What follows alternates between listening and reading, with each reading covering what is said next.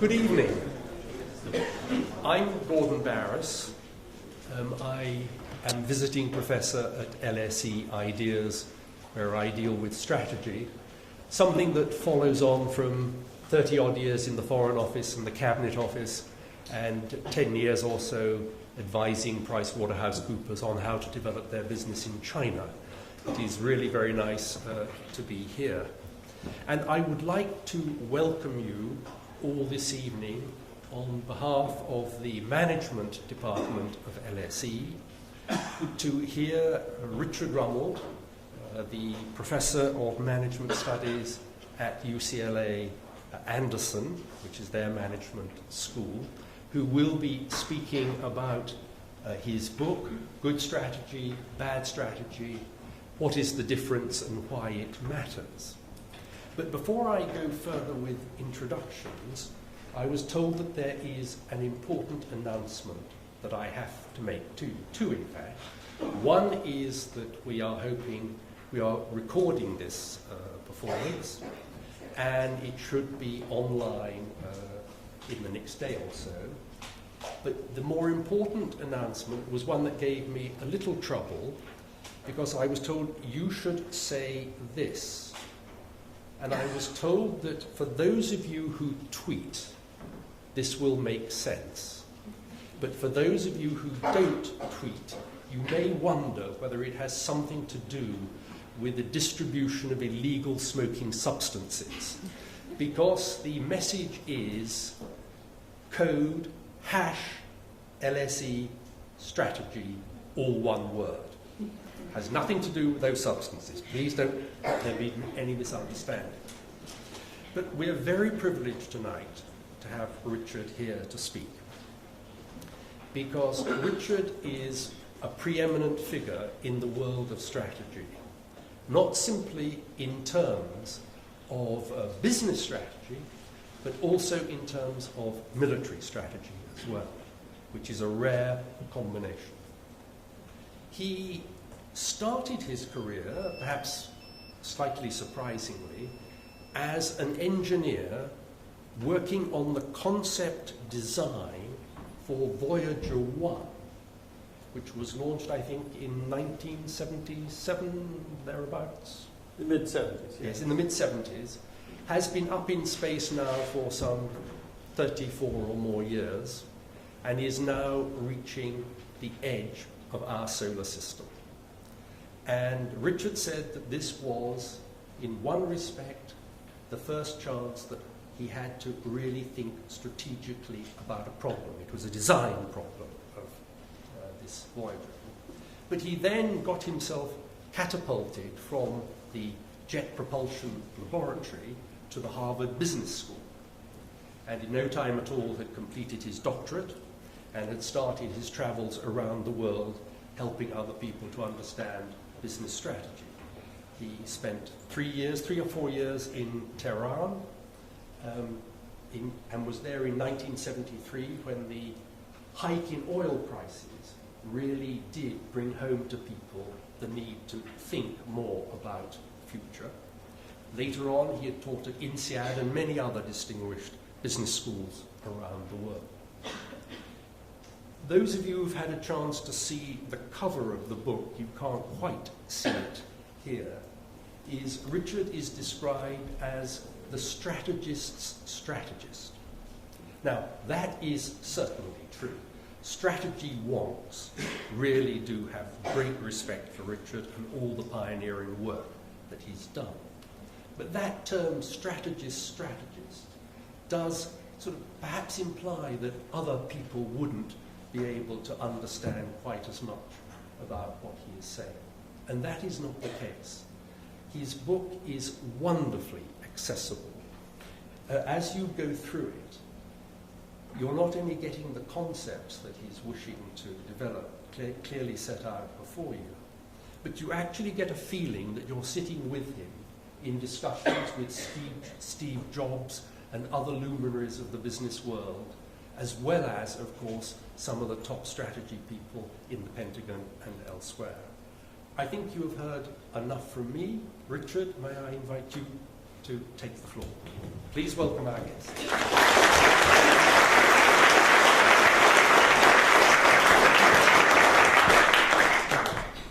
Wow, what an introduction. Thank you.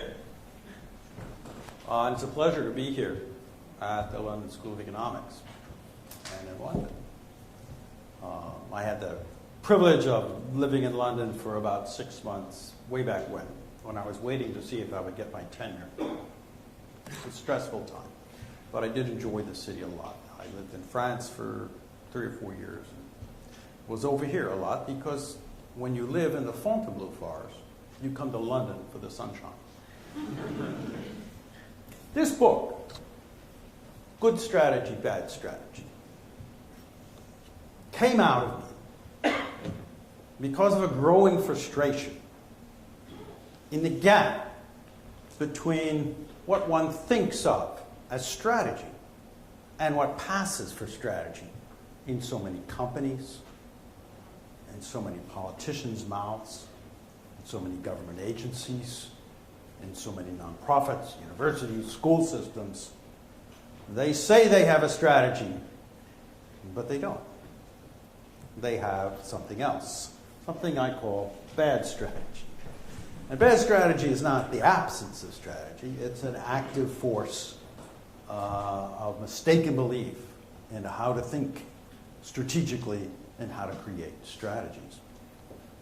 And so this book aims to try to paint these two pictures. Also, for those of you who are studying here at the London School of Economics, you might know that business strategy today is conceptualized mainly in terms of economics, in terms of competitive positioning within an environment, a competitive environment of some kind of business, an industry structure, and that competitive advantage within that industry is the coin of the realm. What I'm going to do today is talk about a different view of strategy. I'm not going to say that the economics view is incorrect, because it's not. It's quite correct. But it is only one view. That if we're going to talk about strategy for a nation state, or a hospital, or a government agency, or a school, or a business firm, we have to use a language other than competing within an industry. Because that's only one possible regime. Well, that's the introduction to what we're going to do. I want to take you back to think about strategy to 1996. And a company called Apple was almost bankrupt. Now, this is the first time I had some interactions with Steve Jobs, who's recently passed away. This is Business Week cover, the fall of American icon. They're basically writing the obituary for Apple. And what has killed Apple is Windows 95. That Microsoft has come out with a graphical user interface, Mice and Windows, which was originally the Apple innovation. And given that, Apple's market share has taken an extreme dive. And in October of 1996, when Steve Jobs comes back to take the position of CEO for no pay, Apple's 2 months from bankruptcy. That's how much cash it has. That's how quick the cash burn is. Now, the advice from outsiders, what was it? Wall Street people said, do a deal. Get yourself bought by Sony. Get yourself bought by Sun. Get yourself bought by IBM. Get yourself bought by Hewlett-Packard. You're basically out of business. The techies, the Silicon Valley people said, well, maybe you should sell your software to Microsoft, or maybe you should invent something new and cool. Maybe you should do voice recognition or 3D. When Steve Jobs came back, he had a reputation of being a technical person, sort of, although he wasn't an engineer. The investment community wasn't very hopeful. They didn't know what was going to happen, but they didn't think much. They figured he would do a deal. Now, what did he do?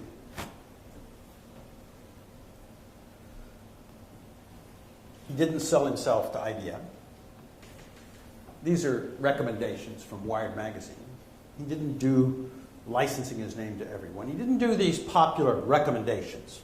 What he did do might be called Business 101. First of all, he did a nice deal with Microsoft. He got them to give his company $150 million. Now, I would like to do that for Microsoft. How did he do that? Well, Microsoft was under antitrust threat for being a monopolist. It's something that happens all the time in the US, and a little bit more here, a little bit less here in the UK. Every time you have a successful company, it gets sued. So Microsoft was under antitrust threat, and the last thing Microsoft wanted was for Apple to go bankrupt. So $150 million came in. That was a big help. That puts bankruptcy off by about 6 months. They had 16 models of desktop computer they were trying to sell. This is after the CEO had struggled to fix his company for 3 years.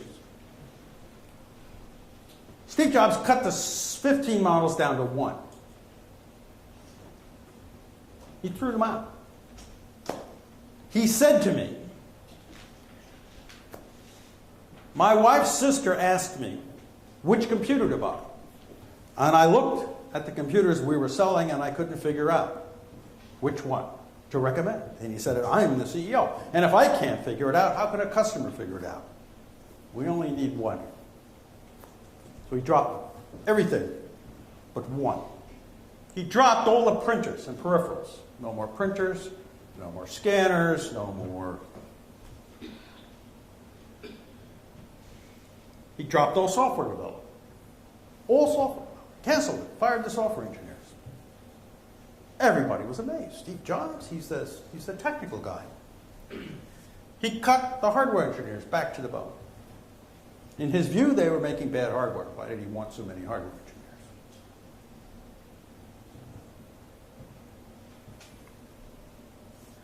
He cut 5 of the 6 national retailers. They had many retailers. He cut it back to 1. It was CompUSA. He moved all the manufacturing to Taiwan. No longer would we make any Apple products in the United States. And he opened up a web store to sell direct to customers.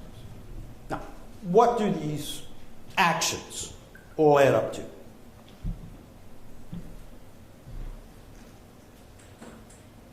What's the strategy here?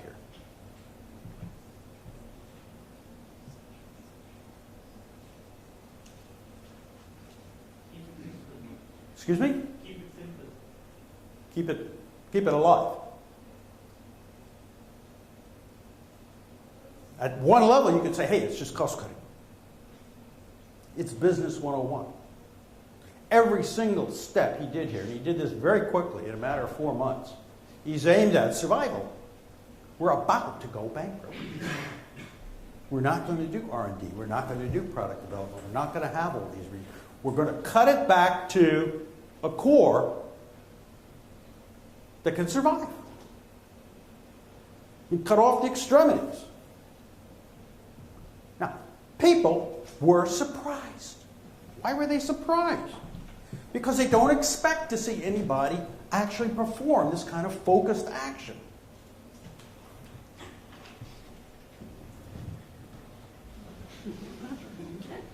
People are surprised when they see an actual strategy.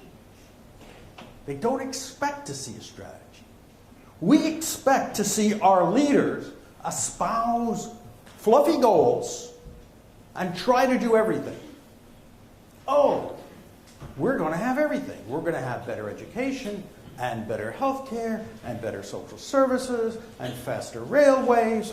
We're going to have it all. And down that road lies nothing. That's not strategy. That's vacuous promises. Strategy is about focus.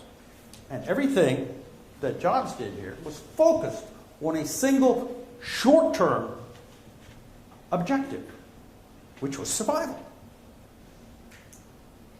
That's it. That's what he was after here. And I sat down with him a year later, and I said, Okay, you're surviving. You've got 4% of the desktop market. The Windows Intel machines have still won. What's your long-term thing here? What's your real strategy? I understand the focus on survival, but... And he looked at me and he said, I'm going to wait for the next big thing. That's what he said. And I was bowled over. I had just spent 6 months interviewing something like 75 executives in electronics, both in Europe and the United States. These were division managers and CEOs of electronics companies. And I had asked each one of them several simple questions. One, why? First question was, who's the most successful player in your industry, in your business? Everybody could identify that. They knew who it was. And then I'd ask them, how did that player get to be so successful?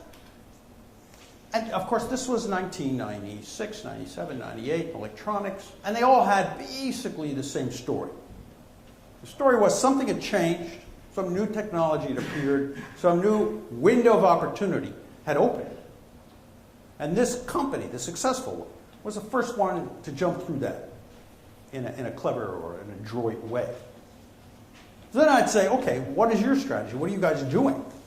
And they'd give me this long list of things they're doing.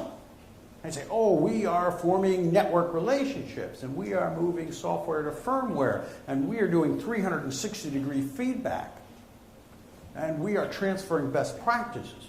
They're doing everything but what they said success comes from, which is waiting for a window of opportunity to open and then jumping through it full force with a huge amount of energy and focus to take that next opportunity. That's what Jobs was saying. He was saying, I'm going to wait for the next big thing. That was an intelligent answer in that industry at that moment. And he did. The next big thing for him was the iPod. And then the iPhone. And then the iPad. And in each case, there was a window of opportunity that opens and he went after it. Full force, full focus. That whole list of things. The software, the hardware, the manufacturing, the distribution, the design, all of those things focused on pushing that product through to excellence. That's strategy. A man named Chad Logan hired me to take a look at his company. He said, I need your help with strategy. Please come by and talk to me and my people. I came by. And I said, Chad, you're a graphics arts company. He inherited the company from his uncle. His uncle had passed away a couple of years before. He was a high school football hero turned graphics artist, now manager. I said, what's the strategic issue here? He said, well, we have a plan. I call it the 2020 plan. 20% growth in revenues a year and 20% after-tax profits. That's the plan. I said, oh, okay, those are great goals, but what's the strategy? How is this fairly ordinary graphics arts company going to do this? He said, well, one thing I learned as a football player is you have to have the will to win. That's the main thing. And we're just going to push until we achieve this. I said, well, do you have a strategy other than 2020? He said, yes. And he had a plaque actually up on the wall that said, our strategies. We're going to be the graphics arts firm of choice. We will delight our customers. Then the two key things, we'll grow our revenue 20% a year. We'll maintain a profit margin of 20% or better. We have a culture of commitment. We'll foster honest and open work environment. We'll support the broader community in which we serve. This is a little before everybody puts sustainability and a greener world in their strategies. But there's nothing here that's about strategy. It's all puff. It's all about things we think are nice plus results we'd like to achieve. That's bad strategy. Now, if Chad Logan and his graphics art company was the only place you saw this kind of thing, it wouldn't be a big deal.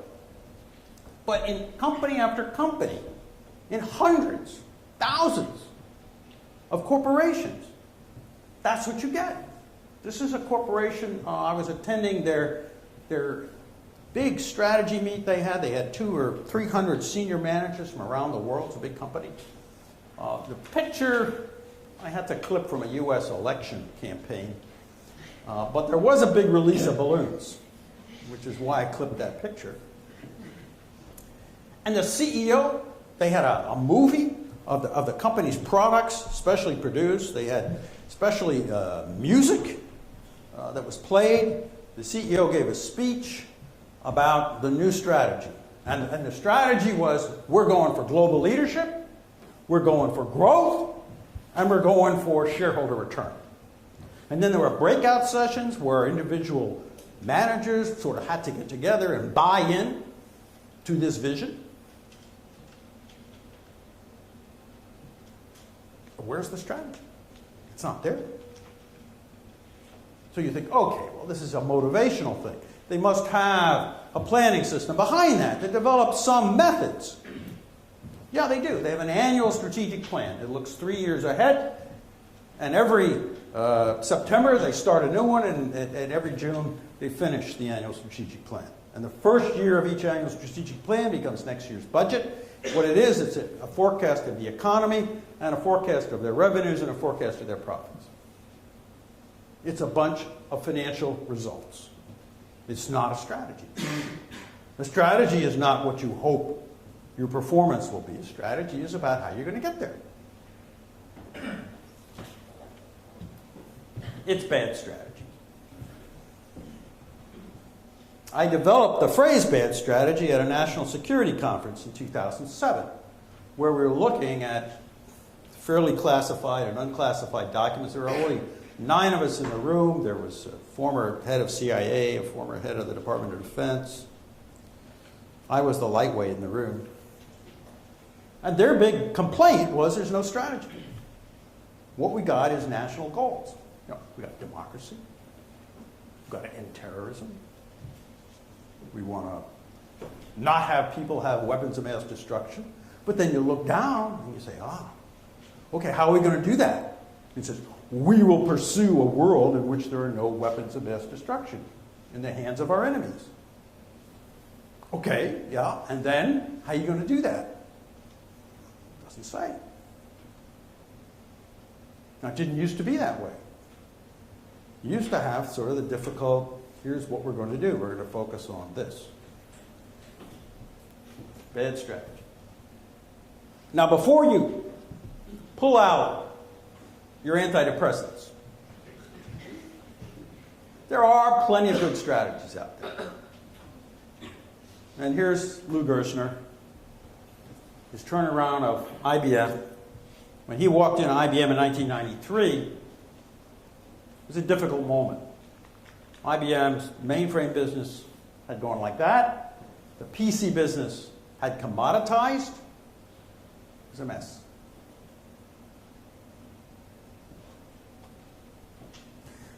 Lou Gerstner looked at it. The advisors came in, the Wall Street advisors, investment banking advisors. Everyone was prepared to split IBM up into pieces. The idea was that the computer industry had fragmented. That instead of integrated companies making all aspects of computing, like IBM and NCR and so on, there were now operating system companies, memory companies, hard disk companies, etc. And so IBM itself should fragment to match. And Gerstner said, no, that's crazy. I mean, if you fragment, you're going to lose the base of competence, and you're going to lose the knowledge about all the different customers in the world. So what we're going to have to do is stop being an integrated company and turn and be a solutions provider. And if the solution is a non-IBM product, that's the way it's going to be. We're no longer IBM was no longer going to be a company that pushes its own products. Now, to do that took 8-9 years. Most of the challenges he faced were organizational. They had fiefdoms all over the world that fought this. The head of IBM India, great guy, he rewrote the memos that he passed on to people that came in from headquarters. There was a huge amount of opposition to this, and it got handled. It got handled over time. This is a dramatic change in strategy. And everything that Gerstner put in place, the firing of 75,000 people, the rehiring of many people, the huge reductions in the internal processes and outsourcing many, many processes, the enormous pressure to change processes to become speedier and higher quality, all of that was focused around this goal of that kind of change. Now that's a strategy. He understood the problem, and he devised an approach to dealing with the problem. He didn't say, oh, we're going to return to 10% growth. That's not a strategy. That's a hope. That's an aspiration. So what's a strategy? Excuse me. A bad strategy and a good strategy. I'm going to give you the hallmarks of bad strategy. First, 4 big hallmarks. I'm going to say what's a good strategy, and then I'm going to emphasize some of those pieces for you. A bad strategy is when it's all goals.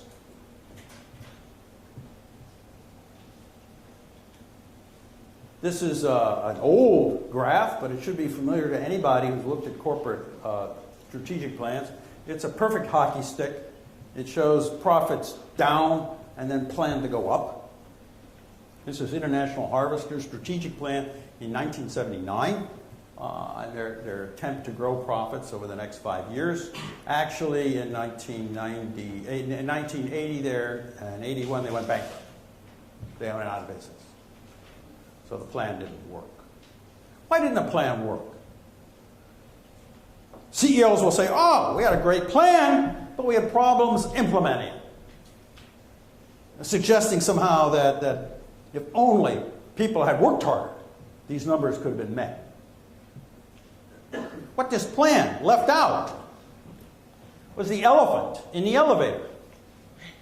International Harvester, at that point in time, had the worst labor relations probably of any company, certainly in the US, maybe the world. Harvester was the scene of the Haymarket riots back at the late 1800s. Places, workers were machine gunned. And their labor relations were terrible. Their wage costs were high. The work rules were disastrous. Their costs were higher than anybody else in the industry. It was amazing that they were alive. All right, given that environment, their strategy should have been to deal with that problem somehow. There's several ways you could try to do it. It's very difficult. You probably want to split yourself into separate companies from trucks and agricultural equipment and so on, because it's hard to change a big company. You probably want to try to move some of your plants out of where they exist.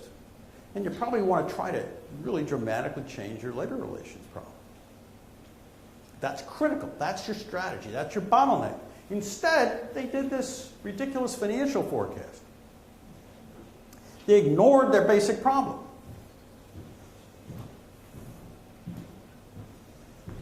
So, strategy that's all goals. Bad strategy. You know it's a bad strategy when it's all fluff. It's all vaporous concepts. There's a bank that I became acquainted with, and they said, our strategy is customer-oriented disintermediation. They're a retail bank. Of course they're customer-oriented, and disintermediation, that means you're a bank. So the strategy is, we're a bank. But they fluffed it up. How many times have you seen that? Fluff is not a strategy.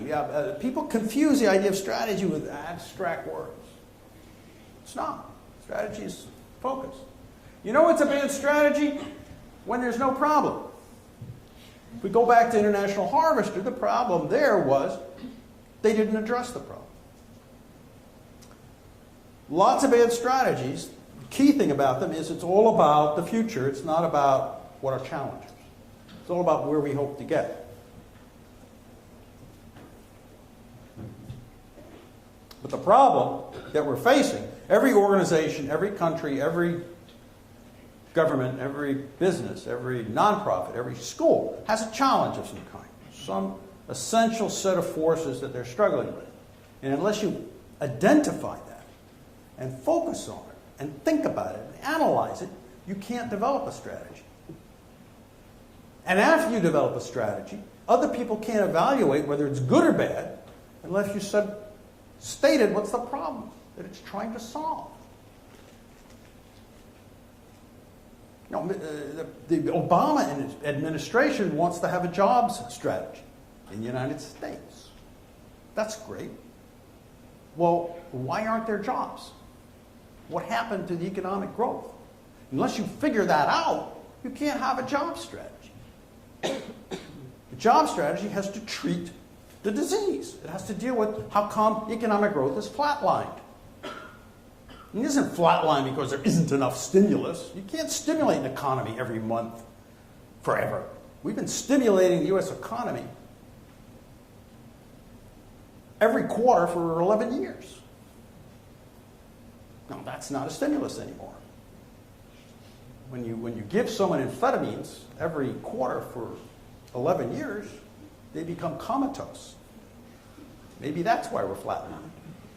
You know, when you drop interest rates down to 1% and keep it there for 4 or 5 years, you get huge property bubbles and asset bubbles. And you think, oh, I'm stimulating the economy. So you don't get economic growth from stimulus. And the lack of economic growth is not because you don't have a stimulus. Stimulus might conceivably be the right response to a recession, but the fact is, countries like ours that have run their debt up so high by constantly stimulating the economy, there's no slack left. You've already done that. All right, so you need to analyze what's happened to the economy. And one of the things that's happened is we don't have any technologies that are employing anybody. All through the 20th century, every invention we had created huge amounts of employment, whether it's railroads or airplanes or electricity or chemicals or television or computers or automobiles or roads. Millions and millions of people were employed, manufacturing, distributing, and fixing that stuff. Google employs 10,000 people. That's it. It's a small town. It's a village. What about everybody else? YouTube. How many people work for YouTube? Hardly anybody. It's a bunch of servers. And so our new technologies, while they're very exciting, they don't employ anyone. And the old technologies are all being shifted abroad. So that's a problem. When you begin to identify the problem, you begin to think about strategies for somehow coping with it. You know it's a bad strategy when it's a dog's dinner. Dog's dinner is a long list of things. That's what committees produce. 75 items that we have to pay attention to. Clean up the sidewalks, fix the seats, that kind of thing. I call it a dog's dinner. What's a strategy? This is back to basics. I'm not getting into the 5 forces. I'm not getting into how to innovate. I'm getting back to basics. Legendary coach Vince Lombardi in the United States, football coach, at the beginning of the season, used to hold up a football and point to it and say to the Green Bay Packers in their first training session of the year, gentlemen, that's a football. It's getting back to basics. He's reminding people of what's going on. What are we there for? The basics of strategy is a coherent mix of policy and action designed to surmount a difficult, usually high stakes, challenge. That's what it's about. That's what it is. It's not an industry analysis. It's not a goal. It's not a wish list. It's a design of policy and action to deal with a high-stakes challenge. Good strategy has something I call a kernel. Kernel isn't the whole thing, but the kernel is like the center of a seed. It is an essential thing from which a strategy grows. The kernel has three components: diagnosis, which I've talked about. What's the problem here? What's the nature of the challenge? Why do we have flatlined economic growth? Why do we have a European debt crisis? Why are 40% of the kids dropping out of school in the Los Angeles school district? What is the nature of the problem? And you will find over and over again that when you enter these arenas, that people are putting forth ideas about what to do with no diagnosis. Oh, let's hire better teachers. Oh, let's spend more on books. Well, wait a minute. Is that the problem? Is the problem that we don't have enough books or better books? Is it that the teachers aren't smart enough? I had some dumb teachers and I learned. Don't know. But you've got to do the diagnosis. Guiding policy is, how are we going to solve this problem? What's our basic approach? What's our basic approach? Now, these are decisions. To some extent, your diagnosis is a decision. You choose a diagnosis. There may be multiple ways of diagnosing a problem. A social scientist will always diagnose it in a way that has maximum causal explanation, but often no levers for change. Nothing you can do about it. A good strategist will try to find a diagnosis that suggests, here's something you can do to change things. And then coherent action is the third element. Those three elements, if they're not all present, they don't have a strategy that's as powerful as it could be. I'm going to cover 7 or 8 key things to look for to create powerful and good strategies. One, that I've said over and over again, I'm going to just say it again: diagnose the challenge. What do we got here? I talked about why is there a debt crisis in Europe? Why are students dropping out? Why is there a debt crisis in Europe? What is the problem? You run out of money. What's the problem? Let's just take Greece. There's the key hot button right now. What's going on there? Greece can't pay back its debt. Why did a country borrow more money than it can pay back? How'd that happen? Think about it. How's that happen? Did they make a mistake? Did they not do their sums?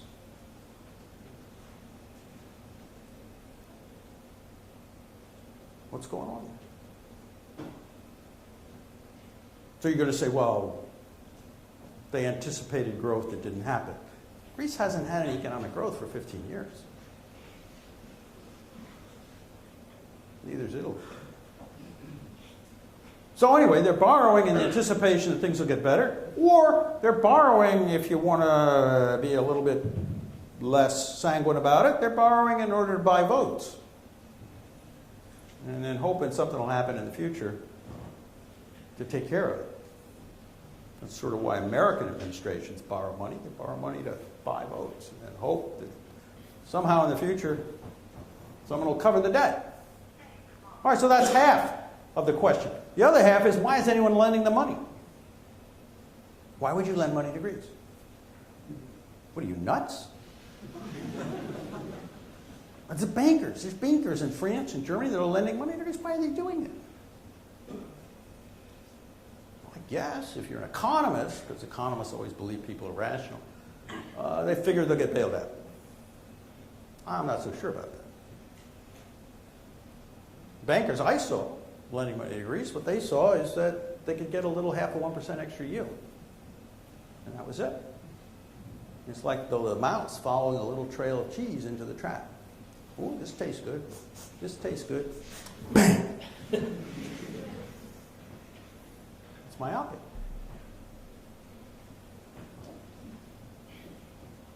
And then there's other elements of the problem. But if we look at the problem, it's not going to be solved by bailing out banks or bailing out Greece. It's a systemic behavior problem of national governments within the EU itself and with banks. If you want to fix it, more money is just a palliative. It's just like taking aspirin for cancer. Once you do a diagnosis, you can begin to confront what actually needs to be done. Make your actions coherent. Focus is the heart of strategy. 216 BC. Hannibal. Hannibal's taken on the Romans at Cannae. Hannibal's got about 55,000 troops. The Romans have, we're not sure. We think somewhere between 80 and 120,000 soldiers. We think they actually tried to minimize the number after they were beaten so badly. Hannibal had been raging around the Italian peninsula. His idea was to beat the Romans over in a number of battles and then sue for a settlement. What he wanted was trading rights in the southern Mediterranean. He wanted Carthage to be able to resume its trading. He figured that by military adventure he could get that kind of a deal.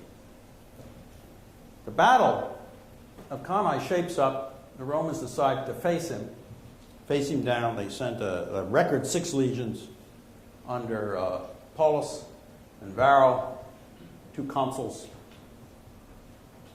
And Hannibal arranges his troops in an arc. They're the red blocks there. In the middle are the soldiers he's picked up in Spain and Gaul. And at the flanks, he's got his Carthaginian heavy infantry. And then he's also got cavalry on the right and the left. Now, in ancient warfare, cavalry's job was to go out and defeat the other guy's cavalry and then race around picking up loot and killing stragglers, doing stuff like that. Hannibal bowed his troops out, and when the 2 armies came together, the bow began to flatten. And it flattened, and then it bowed inward. And the Romans, seeing this, figured, oh, the Spaniards and Gauls are retreating. That means we won. So here they are with the bow flat, and the Romans pushing the center back, and it looks like victory. And Romans begin to shout their victory cries and push together in the center to break through the center. That would be a great strategic victory. The center bows back even further.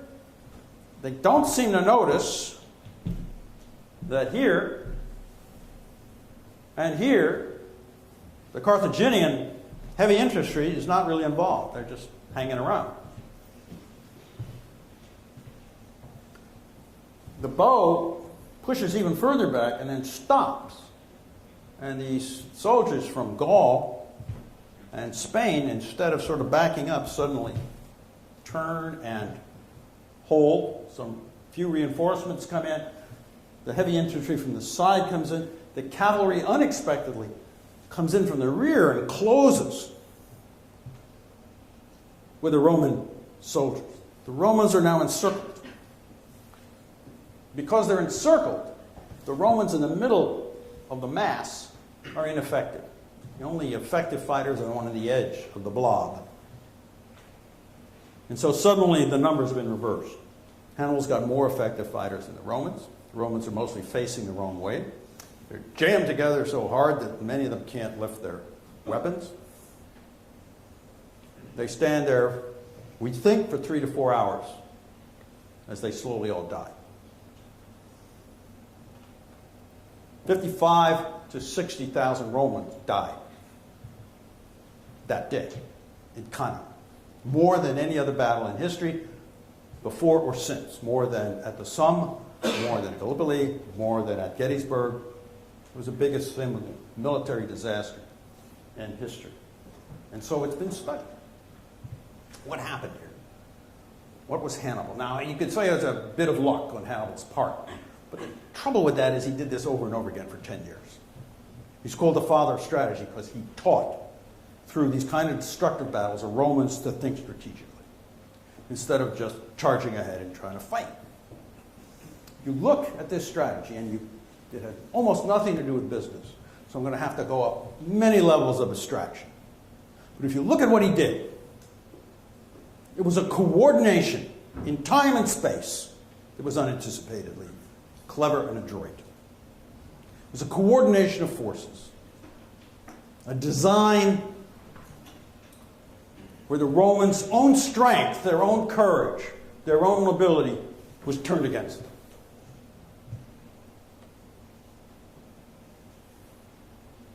Strategy exploits your predictable nature of the world, whether it's your enemy or the weather or business cycles, and you coordinate your forces. You coordinate things around what you're trying to accomplish. The competitive advantage of strategy is that focus, that coordination. If everybody did it, it wouldn't give you an advantage. But as I said at the very beginning, it's surprising when we see a strategy.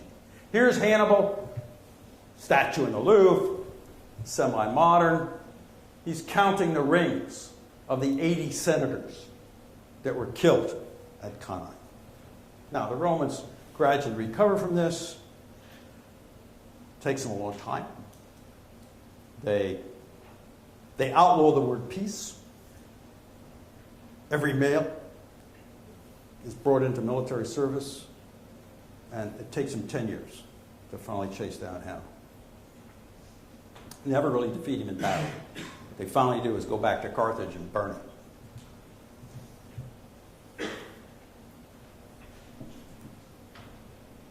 Focus, coordination. Let me show you a company doing this. This is a flight simulator in the early 1980s. To build a flight simulator, you have to do 3D graphics. You have to build a mathematical model of the environment you want to fly in, and then you have to have a virtual camera looking at that, and you have like a TV screen that says this is what you would see out of that cockpit, and you have a joystick where you fly that space shuttle. Complicated to do. 3D graphics. In the early 90s, it became clear that we could begin to do 3D graphics on personal computers. But nobody knew what to begin for. People opine, well, maybe what's going to happen here is we'll have 3D tours of foreign cities. You'll be able to go around Paris with your virtual camera. Or surgeons will look inside bodies and learn with 3D stuff. Or architects will sell designs with 3D graphics. But that's not what happened. What happened is 3D graphics was pulled into the market by the invention of violent video games. This one right here is Doom from 1995. Whoop. Let's see if I can get it to play.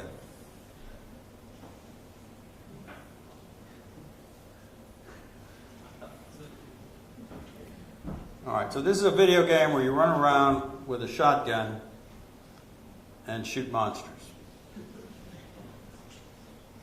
As you can see, the graphics quality is not great, but on the other hand, once you get into it, it can be terrifying.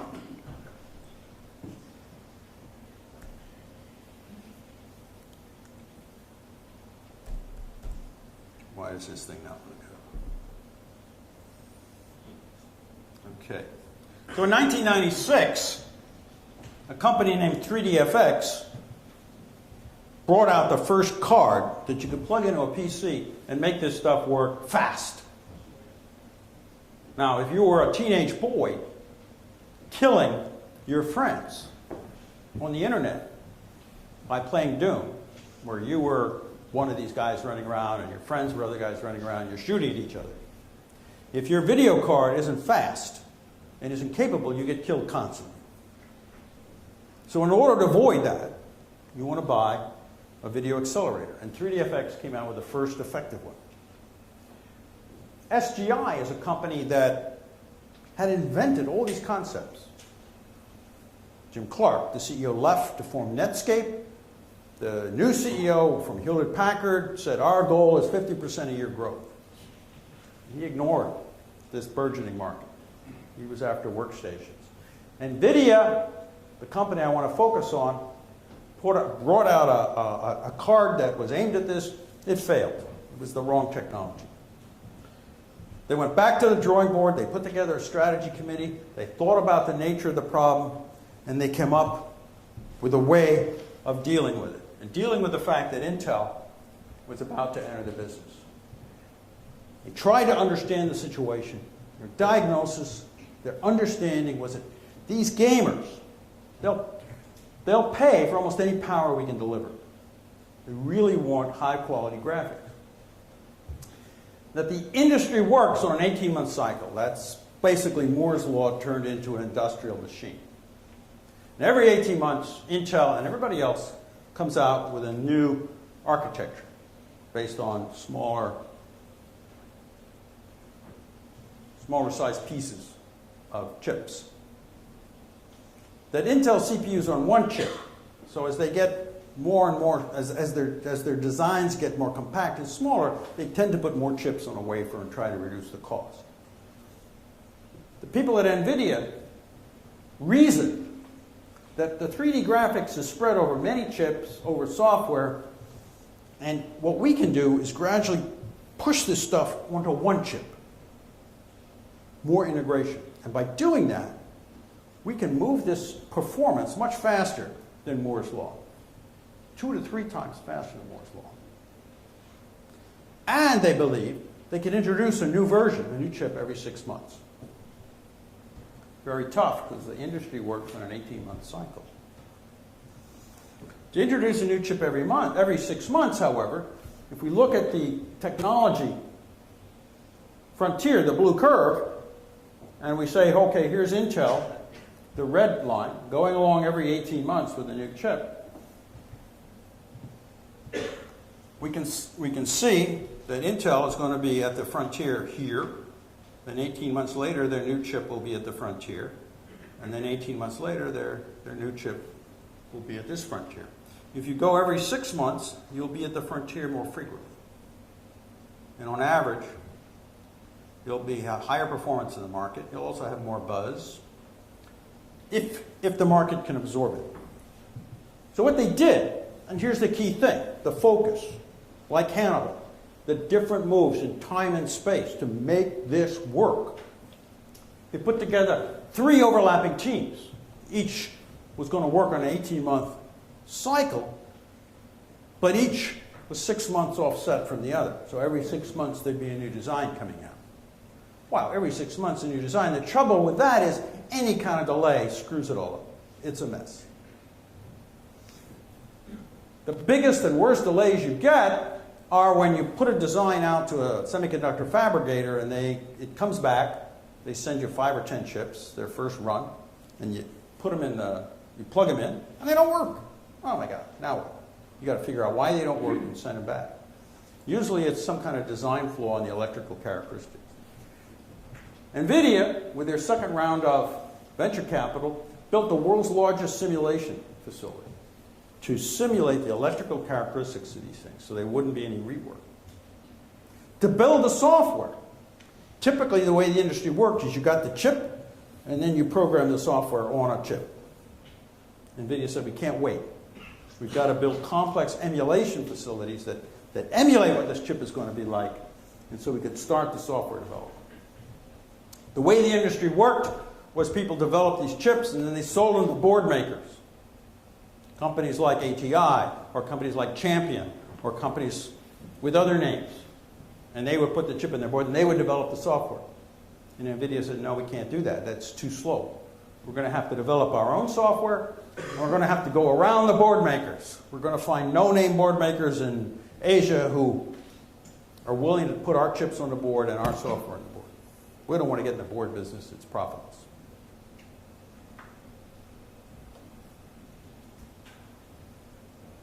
And they did a bunch of other things, but this is the core. NVIDIA's graphics chips became more and more complicated, faster and faster. They became more complicated than Intel CPUs there about 1999, 2000. They continue to be the most complex chips in anybody's computer.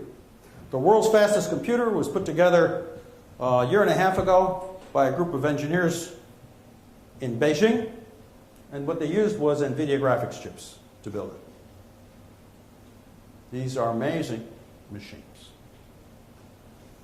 NVIDIA raced ahead of its competitors. 3DFX went bankrupt. Intel tried twice to get into this business of 3D graphics, and twice it failed. It could not deal with a shift from its 18-month cycle to a 6-month rapid evolution cycle.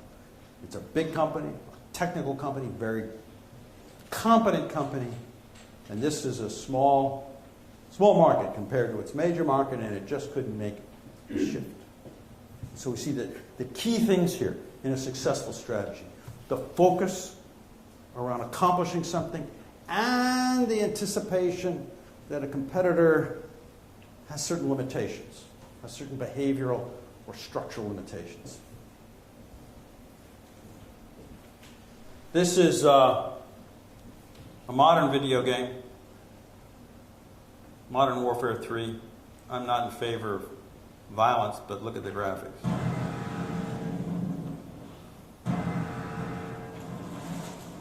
This is all triangles. Millions and millions and millions of triangles that people create these images out of. It's not a movie. It's 3D graphics.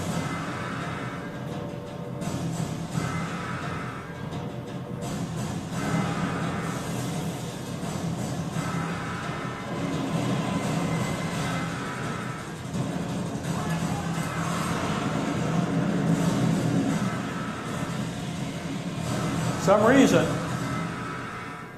the market for this stuff remains kids that like to see things blow up. Create the next global conflict.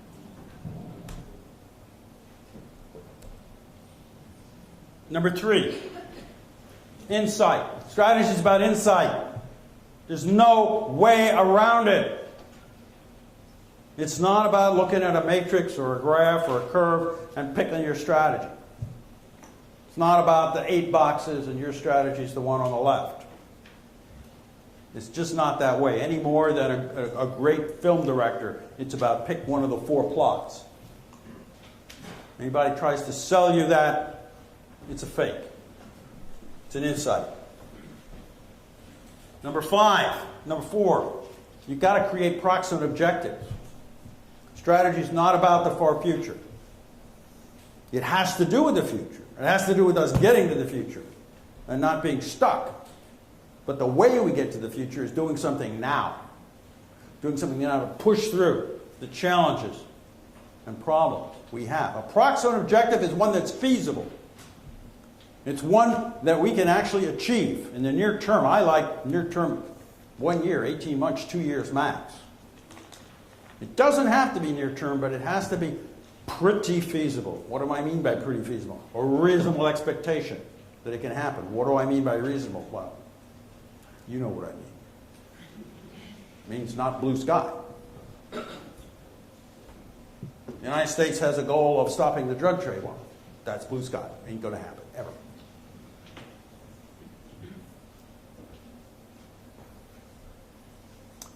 John Kennedy, his goal of putting someone on the moon by the end of the 60s was a proximate objective. How do I say that? This is often held up as some kind of big, hairy, audacious goal or a giant leap into the unknown. No, it wasn't. We know how to put people on the moon. You want to put people on Saturn right now? We can do it. Just expensive. You put them in a big steel tank, you stick some gas in there, some oxygen, put some food in there, and send it off. The technical problem we had to solve to do this, the real technical problem, first you need big rockets, but secondly we needed a throttleable rocket so you could land on them. You needed something to get throttled because there's no air there. You can't do parachutes. Why did he do this? He did it for strategic reasons. He asked the vice president, what should we do to beat the Russians?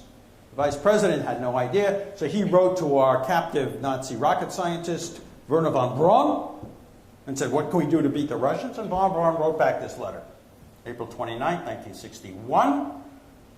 Do we have a chance of beating the Soviets and putting a laboratory in space or a trip around the moon? And von Braun says, no. They got bigger rockets.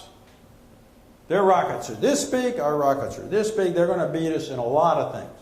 But, he said, if we look beyond that, if we look to rockets that aren't this big or this big, but are this big, then,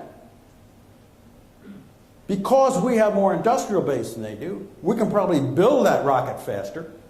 And that rocket, it'll take people to the moon and back. And so if that's a goal, we can beat them at. 1 month later, John Kennedy gives a speech. Says, we're going to go to the moon and back. Approximate objective. It was feasible and very strategic. By looking at that very big rocket, he figured we could beat the Soviet Union.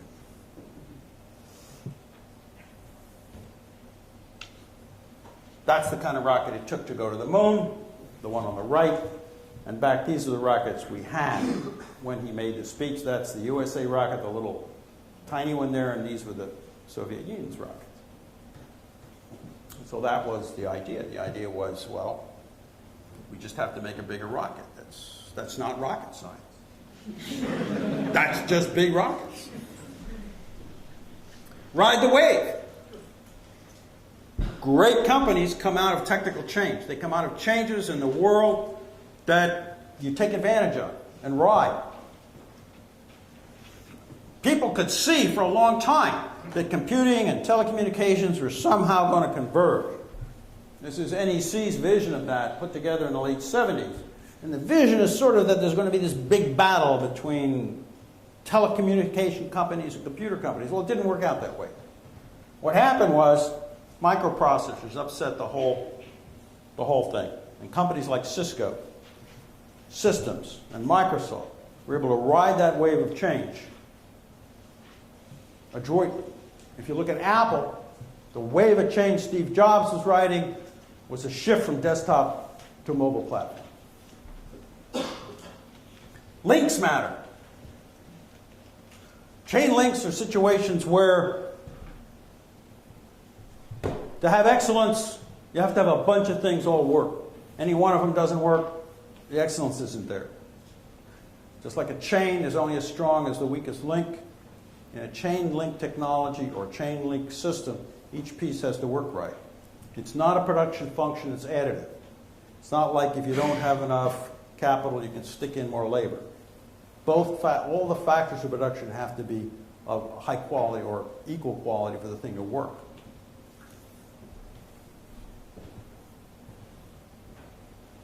I'm going to skip over some analysis here. Expect entropy and inertia would be my 7th principle, good strategy. Understand that the real world out there, things are a mess. Competitors are not alert. Your own company may be your biggest challenge. It's hard to get things to change. Other companies don't change easily. Other nations don't change easily. Expect entropy and inertia. Here, for example, is General Motors in 1919. That's its product line. Ford, its competitor, has got the Model T down there. These are the price bands. And General Motors is a car conglomerate in 1919. It's got Chevrolet, Oakland, Oldsmobile, Sheridan, Scripps, Buick, Cadillac. It was put together by acquisitions. Pierre DuPont, Alfred Sloan, senior managers, DuPont tells Sloan, put together a product policy for this company. Figure out what it should do. It takes him 3 months of hard work, of thinking. And he writes the product policy of the company, and this is what he comes up with. Each division should have its own price category. Chevrolet competes with Ford. Oakland, which eventually becomes Pontiac, is priced above Chevrolet. Buick above Oakland. Oldsmobile above Buick. Cadillac above Oldsmobile. Each division has its own price land that it lives in. This concept of what General Motors was about catapulted this company into being the world's largest industrial corporation by 1950. In 1956, you could walk down any suburban street in the United States and tell who lived there by the car out front. Ordinary people drove Chevrolets, the foreman drove a Pontiac, the manager a Buick, and the CEO a Cadillac.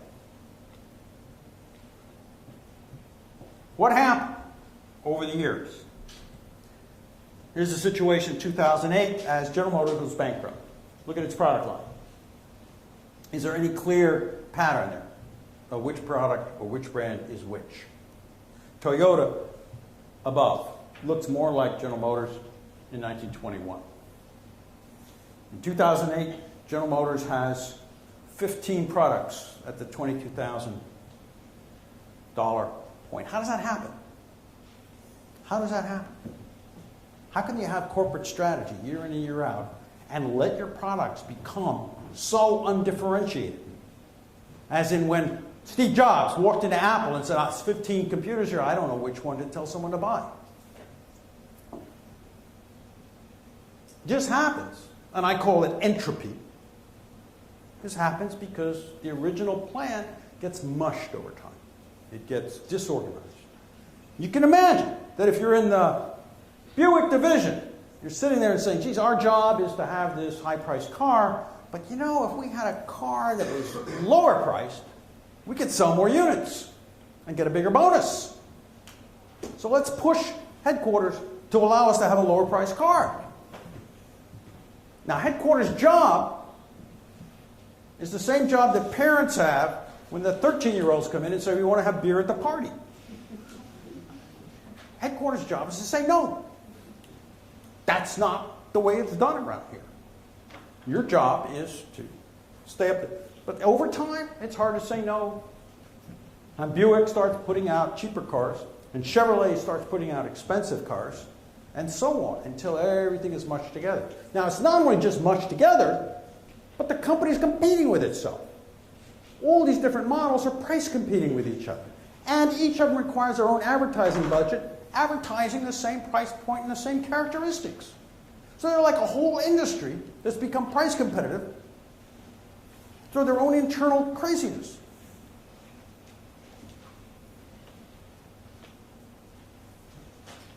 Entropy. Good strategy, bad strategy.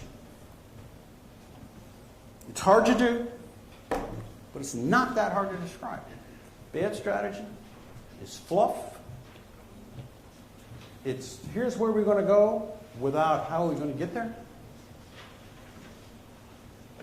It's not defining the nature of the challenge, so that when you put forward a plan, no one can assess whether it's a good plan or bad plan because you don't know what it's trying to deal with.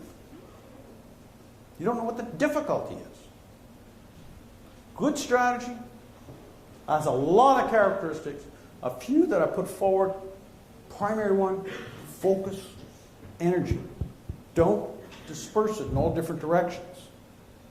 Focus particularly on a proximate objective, something critical that can be accomplished in the near future. Good strategy, bad strategy? Thanks for your attention.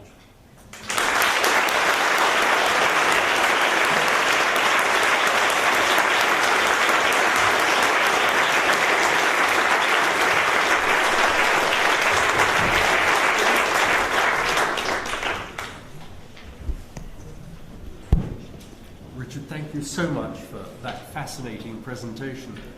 The lectures, public lectures at LSE are normally characterized by the audience being very interested in what the speaker is saying. But I have rarely seen so many people taking notes while someone has been speaking, and I take that as a great compliment to your performance. We do have time for questions, about 20 minutes. So if any of you would like to pick up particular points with Richard, please do. The gentleman in the middle there. Yes, my name is Mr. Stefano Bonfa. I'm from Oxford Sustainable Development dealing with strategies. My question is, yes, I appreciated your approach. What I would like to have, let's say, more opinion is concept of focusing. How you can focusing in something once you don't know in the diagnosis phases. In other words, in order to have the problem, we have to have the information, we have to have the data. And then from the data you can develop what you call it policy or strategy, and then you can start focusing. So the first step, in your approach, I think has not so much emphasized. Second question is, yes, I do appreciate that you push about technology. I do work with IBM. IBM has developed this concept of information management system, where he focuses mainly on how you manage the information from the bottom until the strategies. Thank you. You know, part of your question is how do you develop effective policy in a world of uncertainty where you don't really know enough to have an accurate diagnosis? Is that, Mike?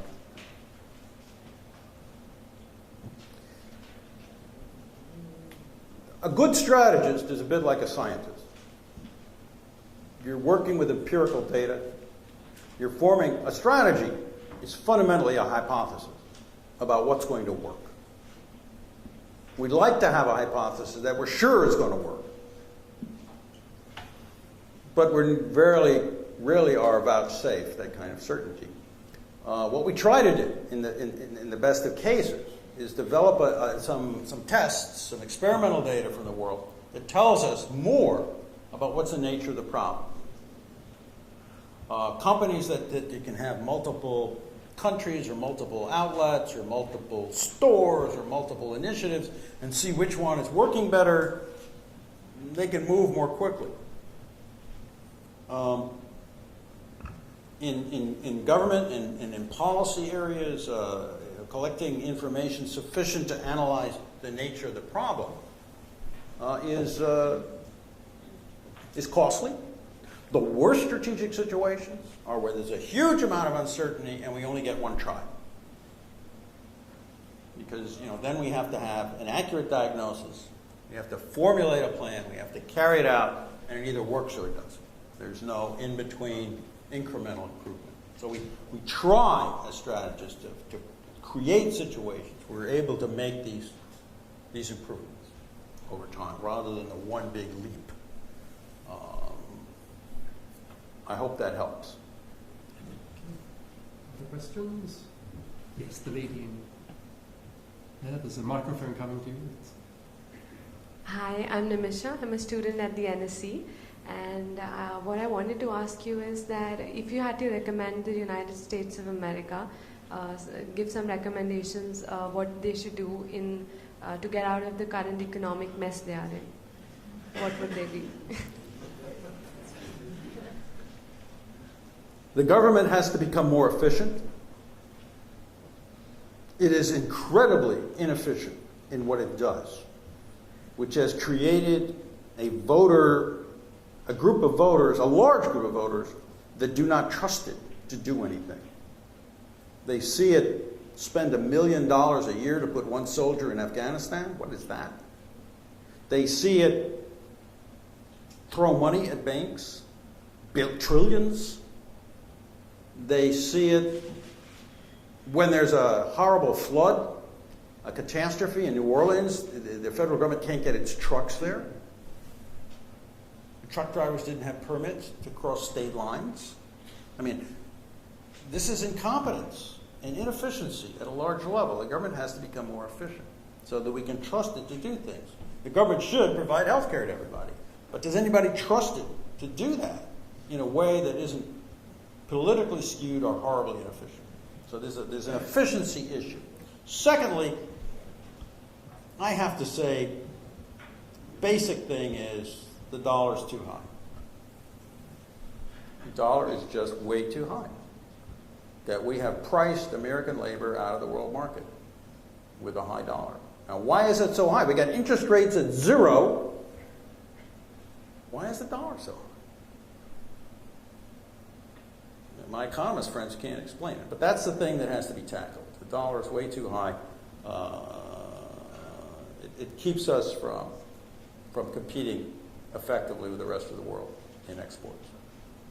I mean, there are other issues you can get at. You can get at infrastructure and fast trains and education, but primarily none of those seem to be solved by a government that's inefficient and does things totally politically rather than in some kind of reasonable way. So those are the two key problems. Key problems are the dollar's too high and the government's inefficient. Maybe better. Yes, I'm wondering if you might provide an illustration or two or comment on where good strategies might be being employed currently at the state or local level in the states, and what kind of political leadership it takes to employ them.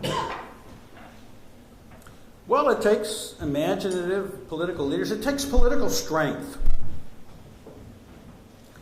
Political power is the power to do things on your own that aren't just what your supporters want. So it takes some political power. In my state, where I have, I call it my vacation home, but I try to spend more time there than just vacation, is New Mexico.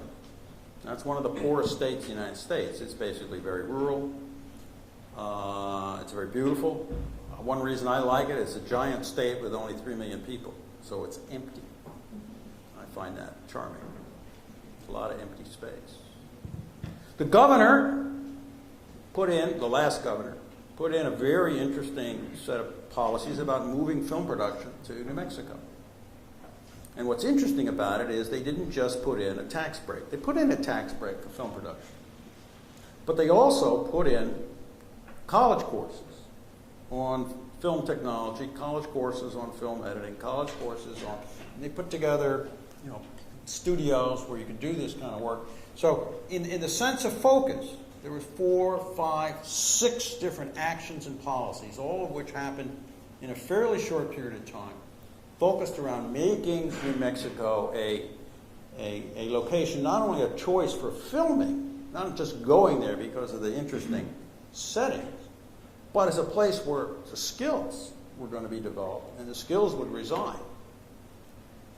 And okay, that's a pretty cool strategy. It's fairly simple, and it's working fairly well. Yes, gentlemen in the middle. I mean, it also depends on Hollywood being uncompetitive, increasingly uncompetitive, increasingly hostile to its own business. Hello, my name is Alex. As you said, Steve Jobs told you that the strategy was to wait, and I can call him a great leader. To have a good strategy and to succeed in it, does the organization or a country need a great leader to do that? Because if there are many of the managers and so on, this creates uncertainty. So basically I'm from Russia and there's only Putin, and that's why this question is a bit interesting for me as well. Hopefully nation states don't need complex strategies. Unless they're going to go to war, they should basically provide the hygiene factors that allow everybody to get on with life. Decent infrastructure, a certain amount of education, stuff like that. Do we need a great leader? I'm not going to say that. The trouble with great leaders is sometimes they're horrible and sometimes they're good. It's like monarchs. There are moments when monarchs create golden ages because they're long-lived and they're really smart. But once you go to monarchy, then you're going to have some really terrible monarchs that take you down into hell. So you don't want to commit yourself to that system. What a strategy is, it is an imposition on a system. In other words, if we look at a system, either a country or an organization or a business, and we say, what will this business do over the next 3 to 5 years if left to its own devices? We can sort of figure out what it's going to do. Strategy is to change that, is to create some kind of coherence between disparate pieces. Nokia was, at one point, the top of the pack in smartphones. And then it began to sort of let each piece of the business do its own thing. And now it's flailing. So it isn't so much you need a great leader, as you need this coherence. And you need the people involved to believe that there needs to be some coherence. It's like a symphony orchestra. There has to be some kind of tempo that is set. It doesn't mean it's an autocrat. There's something going on besides everybody doing their own thing. That's the nature of strategy.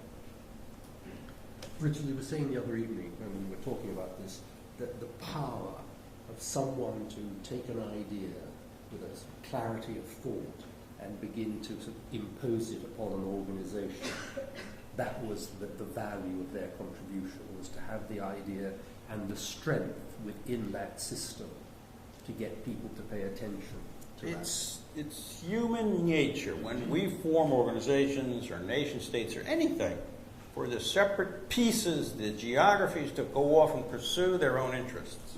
And that's freedom. We like that. We want people to pursue their own interests. But there's certain kinds of things that are lost when we do that. And strategy is about trying to identify the key thing that we don't want to lose and trying to get that coherence around that. It's terribly important. In military affairs, less important. In national affairs, very important in fast-growing businesses. Pulling in different directions dilutes the competitive punch, and you lose. Now, I know there are questions down in the front rows, but I do see a gentleman at the back, in the middle there. Yes, thank you. Yeah, I would be very interested in having your perception on the strategic consulting profession and your views on their contribution in putting together good, bad strategies for the clients. Strategy consulting is all over the place. There are high-quality firms and high-quality people, and then there's scams. I've got an email, and I actually meant to put it in my deck, and I wasn't able to get it in there. And it's an advertisement to go to a meeting in Los Angeles last week, at which a gentleman is presenting what he calls the 60-minute strategy.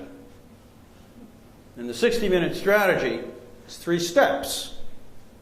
First step, maybe it's 2 steps, I'm trying to remember. But the first step is to imagine the best possible thing that can happen. And then the second step is to write down a plan around that. And the third is to give it to senior management. That's strategy. Now, that's a scam. But people want to believe that there's a magical way to get success. Books about how to succeed, that's what I should have written. It's so easy. The secrets of success. 3 secrets of success. Number 1, aim high. If you aim low, you'll never wind up high. Number 2, never give up. If you give up, you'll never get there. Number 3, don't think too much. So you won't question number 1 and 2. That could be a bestseller. But in terms of value to someone who has a difficult challenge, that's about as useful as saying, go carve your company name on a tree and bury a dead cat under the tree. It's superstition. And yet, the human heart has an affinity for that stuff. We hope that it's that easy. Never give up. I'm coming back to the front soon, but there's a gentleman at the back. Well, thank you very much. My name is Ayo, and I run a product and packaging design consultancy here in London, servicing East and West Africa, a very small company.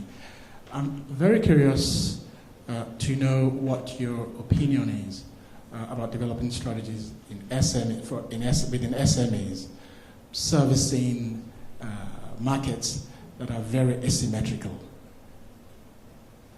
Well, I hope your company gets bigger. hopes. Hope. What's the problem in developing countries? Why is it so hard? I mean, I'm 68 years old, and developing countries have been developing my whole life.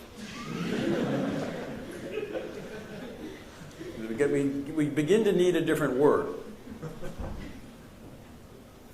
The problems, if you look at my chapter in my book about chain link systems, and a piece on my website about that, I think that the issues are chain linked in developing countries. That means when you fix one thing, it's not good enough. That you say, oh, let's have better ports. Well, the better ports don't help if you don't have better roads. Say, okay, let's have better ports and better roads. Well, that doesn't help if there are pirates who are stealing the stuff on the roads. You say, let's get safe roads and better ports. You say, well, that doesn't help if the government's corrupt. So let's get rid of the corruption and fix the ports and fix the roads and get rid of the pirates. Well, that doesn't help because the imported products are putting the local people out of business. So there's problem after problem after problem. And it's very hard to deal with chain link systems unless you get a bunch of things moving together to improve. It's just like an automobile company. You can improve the design and you can improve the marketing, but if the car falls apart, the manufacturing is faulty, no one wants to buy the car. On the other hand, some forms of excellence out there are the opposite. It's where you have 5 or 6 things all working well, and that's what's so hard for other people to copy. And so I call that a chain-linked situation. And one of the reasons it's hard is because efforts to fix one part don't repay their investment cost. You have to fix a bunch of parts to get a result. And I know that's very vague and very abstract. But, I've worked with people in developing world, and that's sort of what I see, is there's so many different pieces that have to be put together to work. And that's the issue. Does that help? It opens more questions. Well, I'm afraid we'll have to move on to another questioner. In the front row, please. In the second row here, please.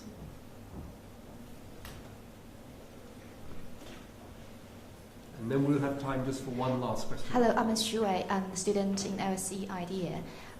Even if a strategy focuses the resources on a very clearly and correctly identified problem, it would somehow turn out to be a failure. So my question is, do you equate good strategy with success and bad strategy with failure? Thank you. No, I don't. I mean, bad strategy can succeed and good strategy can fail. The world is uncertain. Companies succeed from luck sometimes. They succeed because, look at Groupon. I mean, Groupon's strategy is to try to get a lot of money from stock investors. That's it. They don't have a sustainable business. But what's wrong with trying to become a billionaire?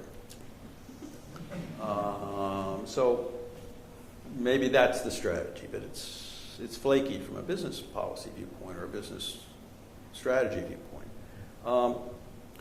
So companies, the arc of companies is that they usually do something right. Countries do something right, and then they begin to succeed, they begin to grow, they begin to have all sorts of great things happen. And as I said the other night, then you get in the habit of extrapolating that. You begin to think, oh, strategy is looking at next year's increment of growth and next year's increment of new wealth. That's what we do. It's happening. We're growing. We're great.